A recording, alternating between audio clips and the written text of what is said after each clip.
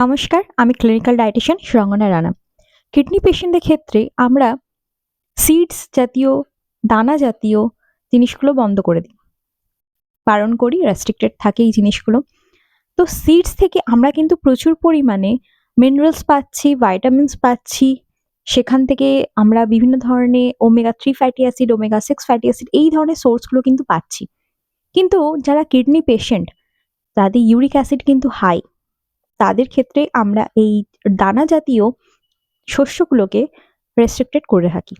এবার সেই যে নিউট্রিয়েন্টগুলো দানা থেকে বা বিভিন্ন সিডস থেকে আমরা পাচ্ছিলাম, তার অল্টারনেটিভ হিসেবে আমরা কি ফুডসগুলো থেকে পেতে পারি? অবশ্যই এর অল্টারনেটিভ সোর্স আছে। সেই জিনিসগুলো আমরা ইনক্লুড করে থাকি পেশেন্টদের ডায়েটের মধ্যে। তো এই যে ধরনের সিডস, এতে কিন্তু প্রচুর পরিমাণে ম্যাগনেসিয়াম, পটাশিয়াম, ফসফরাস এই কনটেন্টটা কিন্তু অনেকটা হাই থাকে। এবার কিডনি পেশেন্টদের ক্ষেত্রে কোনোভাবে কিন্তু পটাশিয়াম হাই ফুডস কিন্তু আমরা ইনক্লুড করতে পারি না।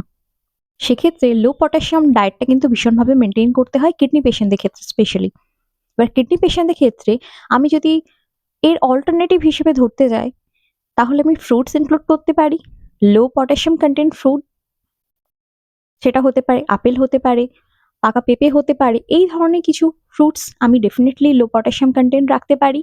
আর তার সাথে অবশ্যই ভেজিটেবলস আমি রাখতে পারি। এবার সব ভেজিটেবলস তো টোটালি স্কিপ করা যেতে পারে না। তো কিছু, কিছু লো পটাশিয়াম কনটেন্ট ভেজিটেবলস কিন্তু আমরা ডায়েটের মধ্যে অবশ্যই রাখতে পারি। সেক্ষেত্রে হতে পারে লাউ, হতে পারে ঝিঙে, হতে পারে যেটা আমরা লকি হিসেবে চিনি। এই ধরনের কিছু, কিছু ভেজিটেবলস আছে যেগুলো কিন্তু ভীষণভাবে হেল্পফুল কিডনি পেশেন্টদের ক্ষেত্রে।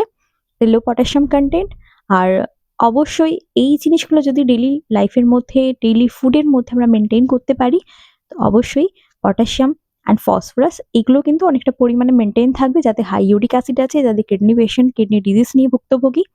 আর অবশ্যই আমি বলব এগুলো ইনক্লুড করার আগে একজন ক্লিনিক্যাল ডায়েটিশিয়ান অ্যান্ড নিউট্রিশনিস্টের কাছে পরামর্শ করিয়ে নেবেন। আমার সাথে কন্ট্যাক্ট করতে হলে স্ক্রিনে দেওয়া কন্ট্যাক্ট নাম্বারে আমার সাথে অ্যাপয়েন্টমেন্ট নিয়ে নিতে পারেন বা ইমেল করে আপনারা অ্যাপয়েন্টমেন্ট নিয়ে নিতে পারেন। সুস্থ থাকবেন, ভালো থাকবেন, দেখা হচ্ছে পরের ভিডিওতে।